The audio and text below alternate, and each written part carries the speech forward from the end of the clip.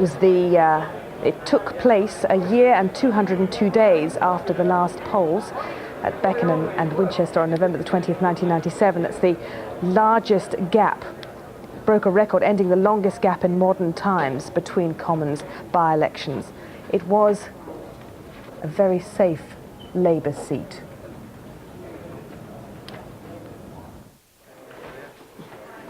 Our correspondent Gito Harri is in our Westminster studio. We can speak to him now. Gito, a safe seat? Oh, safe Any seat. surprises expected? No, I wouldn't hold my breath on the result. At the last election, Labour had a majority of about 20,000 there. What does seem to be quite interesting is the low level of enthusiasm presented, of course, by the turnout. Now, we heard Carole Walker earlier talk about a turnout of under 20%, which is phenomenally low in a seat like this. Gito, apologies to interrupt you so preemptively here, but we have to go to those results now. Our correspondent Carole Walker is there on the spot to give them to us. So, of course, the big prominent Labour rosette, and we're just waiting for the other candidates, 7 of them in all, to get into position before we have the formal declaration. It has, as you said, taken a little bit of time because they had to separate the Euro election ballot papers before they could begin to count the parliamentary by-election papers. And then there was just a little bit of final checking, which held us up just for a few minutes after they'd actually finished counting the papers, because the actual process of counting didn't take very long, because we have had this very low turnout, we reckon of around 19%. And I think what's happening now is they're trying to get the candidates in the right order on the platform.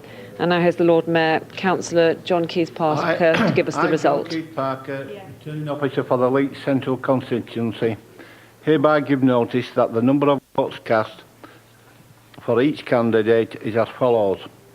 Hilary James Benn, Labour Party candidate, 6,361. David Blackburn, Green Party, 478. Julian Fitzgerald, Equal Parenting Campaign, 51. Chris Hill, Left Alliance, 258. Raymond Northgreaves, UK Independent Party, 353. Peter Wilde, Liberal Democrats, 4,068. William Edward Wilde, Conservative Party candidate, 1,618. And I therefore declare that Hilary James Benn is elected as Member of Parliament for the Leeds Central constituency. Well, there you have it, the result, but a 20,000 majority at the last election, down to just over 2,000. And Hilary Benn, up there on the platform, not showing much signs of elation, a bit of a smile there, but I'm sure he'll have a few words for us now. Before I begin, I would just like to say this about Derek Fatchett. Derek served this constituency with passion and distinction, and his tragic death was a great loss, which many, many people who knew him mourn. He is greatly missed and will be greatly missed. First of all, Mr. Returning Officer, can I thank you and your staff, the staff of the City Council, for the efficient way in which you've conducted this election campaign and the speed with which you have counted the votes tonight. Although I have to say that the turnout is very disappointing, and in a democracy, that is an issue of concern for all of us in all political parties. Secondly, I would like to thank all of the people from the constituency and from outside who worked so very hard in this successful Labour campaign. And in particular, I would like to thank my agent, Andrew Sharp, and the chair of the constituency Labour Party, Maggie Giles Hill. Thirdly, I would like to thank my family for their love, their support, and their constant encouragement. But most important of all tonight, I wish to thank the electors of Leeds Central for having placed their trust in me as their new Member of Parliament. 2 years ago, the people of Britain put their trust in Labour.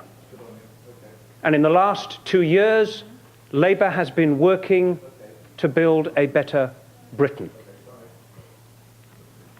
Now, the people of Leeds Central need that Labour government. We have achieved a great deal in a short time, but there is a great deal more yet to be done. And that is why the right to vote is so important.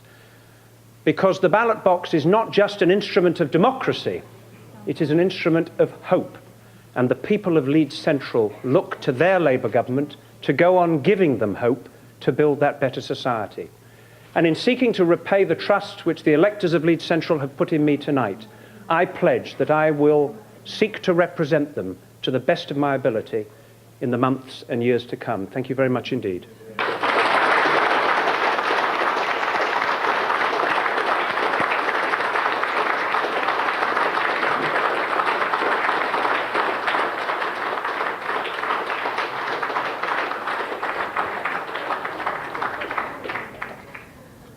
The winner there of the Leeds Central by-election, Hilary Benn, talking to people at the announcement of the results.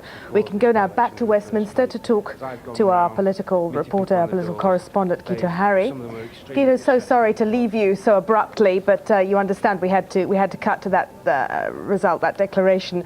A terribly low turnout, 19% I think it was. Why were people so underwhelmed by this particular by-election? Well, just to put the result in perspective, the last election, Derek Thatcher polled about 25,000 votes in Leeds. So to poll 6,000 is certainly a very disappointing result in that sense. Now, one of the things that happen with safe seats like these is people don't actually have great enthusiasm for the campaign. It's not a cliffhanger. It never was going to be. And in that sense, a lot of people would have felt that it was pointless to turn. But it will cause alarm, as was acknowledged there by Hilary Benn, to all political parties, that the level of enthusiasm is so low. The Tory vote also collapsed from the last election. The only vote that actually held up was the Liberal Democrat one. But there's a challenge there for all the parties. And I think after the European turnout tonight, they'll also be alarmed and will be trying to think of ways of addressing this. You're right, of course, no one got many votes at all in this by-election. What were the issues that were important in this constituency? Well, it never really got going. We heard Carole Walker earlier talk about the lack of high-profile visits there. Mr. Benn himself coming from a real dynasty, but unlike his father with very strong left-wing views, he's declared himself to be a new Labour Blairite convert, it's fair to say, from his earlier career. But in that sense, the issues to a certain extent fudged, and maybe that's where Labour suffers these days in some traditionally strongholds for the party, that they fail to say the sort of things that get their own people out there into the polling booths, and because of that, the level of enthusiasm falls, even though nobody else, certainly not political opponents, benefit at their expense. Hilary Benn paid tribute to the legacy of Derek Thatcher in that constituency. He said he'd worked passionately for it. Will he be a hard act to follow then?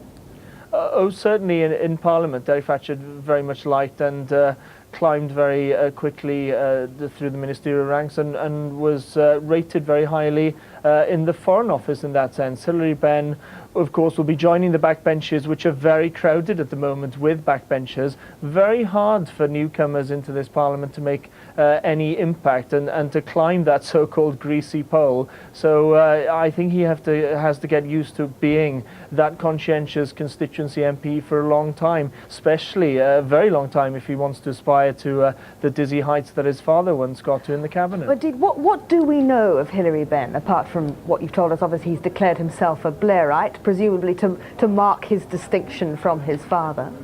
We do know that he was active and successful in local government as a Labour councillor and operating in Ealing in West London.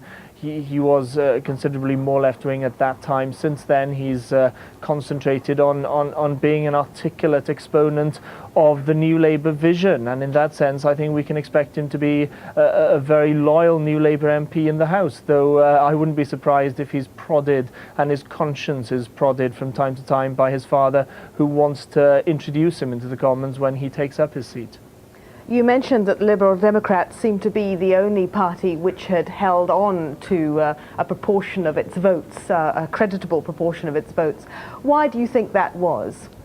I think what happens with Liberal Democrats in these places where they are seen as the only people who can challenge Labour, you're looking at a reversal of what Labour did to the Tories at the last general election, portrayed the Tories as the party that had been in power for too long. Labour set themselves up as the main opponents. The Liberal Democrats have worked hard at old Labour strongholds, including this one in Leeds Central. Over time, they build up a power base in local government, then they get into a position where they can challenge in by-elections. So in that sense, they built it up. But of course, in any normal contest with a higher turnout, they would have been a long way behind the Labour Party. The vote held up, but they're only close this time round because the Labour vote had collapsed to such an extent. Gito Harri, thank you very much indeed. Well, you're watching BBC News 24 with me, Anita McNaught. In a moment, all the sport, but first a summary of the latest news.